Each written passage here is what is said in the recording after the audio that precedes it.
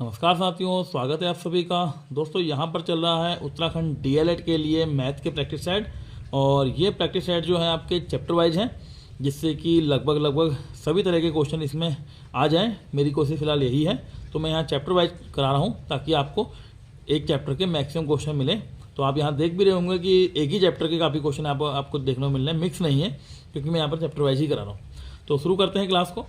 पहला क्वेश्चन है, एक व्यक्ति अपने बाग में 5184 पेड़ लगाता है तथा उन्हें इस प्रकार व्यवस्थित करता है कि बाग में उतनी ही पंक्तियां रहें जितने एक पंक्ति में पेड़ हैं।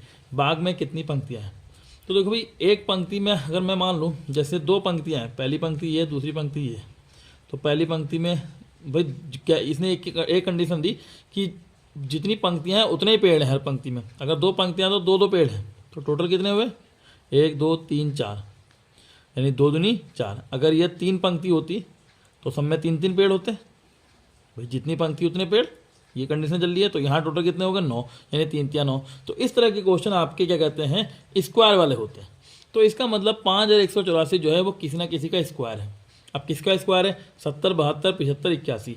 अब यहाँ पर आपको ज़्यादा सोचना नहीं है, इसका उत्तर 72 है। कैसे 72 है? देखिए, इसके इकाई के अंक में 4 है, और ना 0 का स्क्वायर 4 होता, ना 5 का स्क्वायर 4 होता, ना ही 1 का स्क्वायर 4 होता। केवल यहाँ पर जो 2 है उसका स्क्वायर ही 4 होगा। तो आपको बस थोड़ा सा ये ध्यान देना है कि इकाई का अंक क्या है। दूसरा है, 2 धनात्मक संख्याओं के वर्गों का योग 100 है तथा उनके वर्गों का अंतर 28 है। इन संख्याओं का योग ज्ञात कीजिए। तो एक तरीका मैं यहाँ पर बता रहा हूँ, एक तरीका अगले क्वेश्चन में बताऊँगा, दोनों को ध्यान देगा। तो वर्गों का योग 100, अगर आपने ट्रिग्नोमेट्री पढ़ी होगी तो उसमें पाइथागोरस प्रमेय अगर आपने पढ़ी होगी तो वहाँ पर पाइथागोरस ट्रिक होते थे।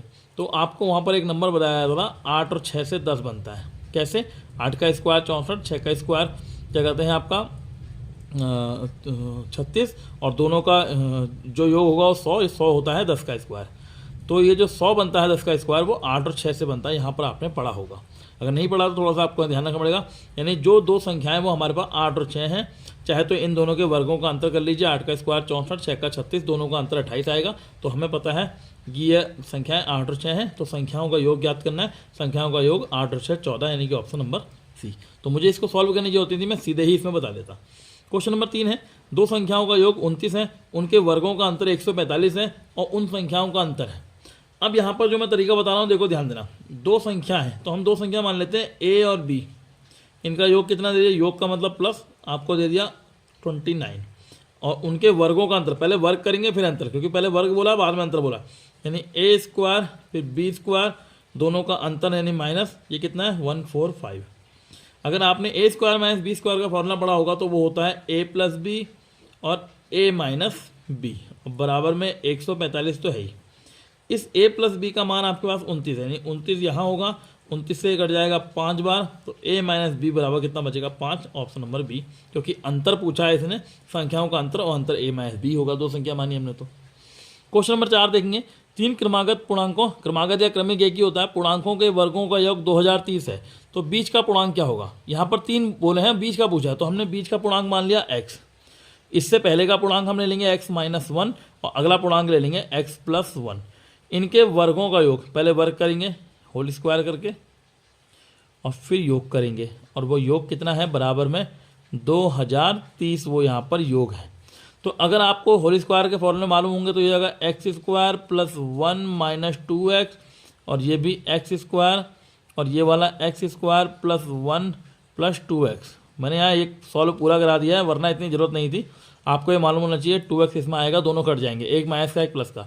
X square x square x square 3x square, और ये 1 और 1 2, वहाँ जाके घट जाएगा तो बचेगा 2028। और इस 3 से क्या कहते हैं? 0 साइड से हटाएंगे, 3 से भाग करेंगे, 3 छंग 18 बचा 2 22, 3 सत्ते 21 बचा यहाँ पर क्या कहते हैं 1, 18 हो जाएगा, 3 छंग 78, वो 3 छंग 18, तो 676। 676 किसका स्क्वायर होता है? क्योंकि इधर एक्स स्क्वायर है, ये होता है 26 का स्क्वायर। तो आप इस तरह से निकालेंगे, और बीच का पूर्णांक हमने x माना था, यानी कि हमारा डायरेक्ट आंसर x इसमें आ जाएगा। क्वेश्चन नंबर 5, किसी पूर्णांक के वर्ग को उसके घन में से घटाया जाता है तो 48 प्राप्त होता है, 48 प्राप्त होता है। तो हम यहाँ पर नंबर देख लेते हैं भाई, कोई बहुत बड़ा यहाँ पर नंबर नहीं है 48, तो हम छोटे नंबर से स्टार्ट करते हैं।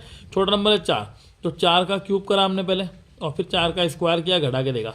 क्यूब होता है 64, स्क्वायर होता है 16, घटाओगे 64 में 16, 48 आएगा, यानी कि 4 वाला ऑप्शन सही है। क्योंकि 48 बहुत ज़्यादा बड़ा नंबर नहीं था क्यूब और घन के वो स्क्वायर के हिसाब से, इसलिए मैंने छोटे से स्टार्ट किया। बड़ा नंबर होता था मैं बड़ी संख्या से 8 से स्टार्ट करता। ठीक, 3 संख्याओं का अनुपात 1 2 3 है, यदि इनके वर्गों का योग 126 है तो संख्याएं क्या होंगी। भाई इनके वर्गों की बात करिए तो 1 इसमें एक्स लगा लेते हैं संग में, आसानी रहेगी।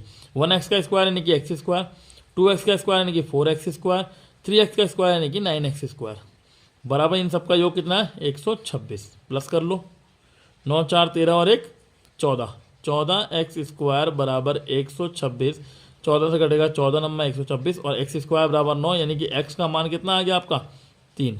तो ये 1x यानी कि 3, 2x यानी 3 दूनी 6, 3x यानी 3 तिया 9, इस तरह से हो जाएगा। ये क्वेश्चन देखेंगे। अच्छा, इस क्वेश्चन को देखो शॉर्ट तरीके से कैसे करते हैं, सबसे अच्छा वही तरीका अपनाएंगे। देखो सब में 4 है, 4 0 4 इस तरह की चीज़ें। यहाँ पर ये घनमूल वाला निशान लगाया और ये वर्गमूल वाला, यहाँ 2 नहीं लिखा तब भी 2 है।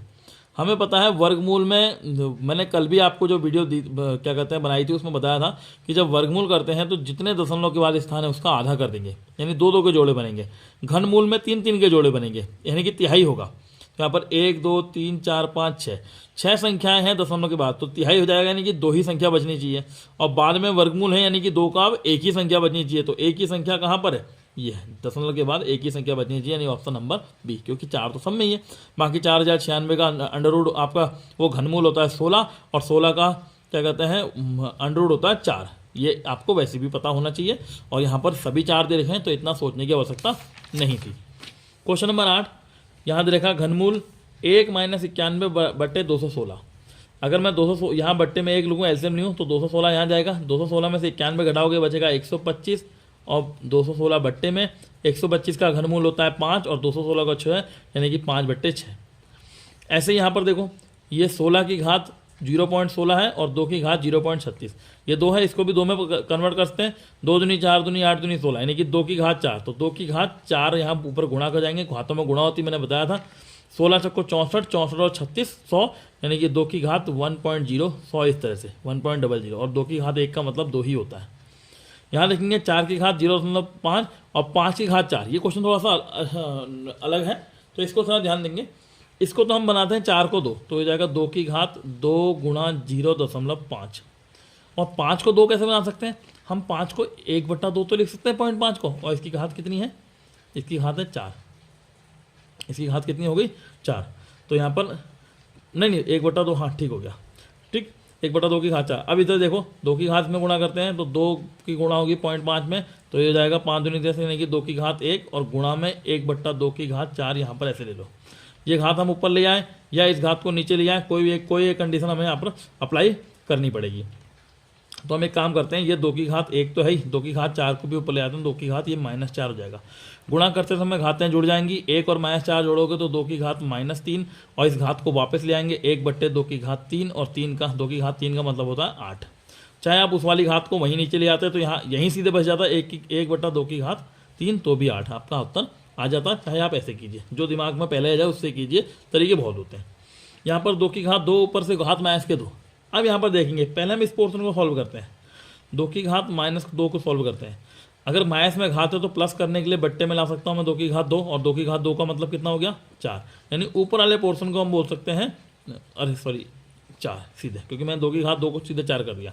मैं दोबारा समझाता हूँ, 2 की घात -2 का मतलब 1/2 की घात 2, और 2 की घात 2 का मतलब 4, यानी ऊपर वाला पोर्शन जो मैंने लिया था इसका मतलब 4 हो गया। तो आप कहेंगे 2 की घात 1/4, और 1/4 का मतलब ये 4 यहाँ रूट में आ जाएगा, और यहाँ बचेगा 2, यानी ये वाला ऑप्शन। जब 1/2 होता है तो अंडर रूट लगता है, तो 4 है तो 4 लगेगा।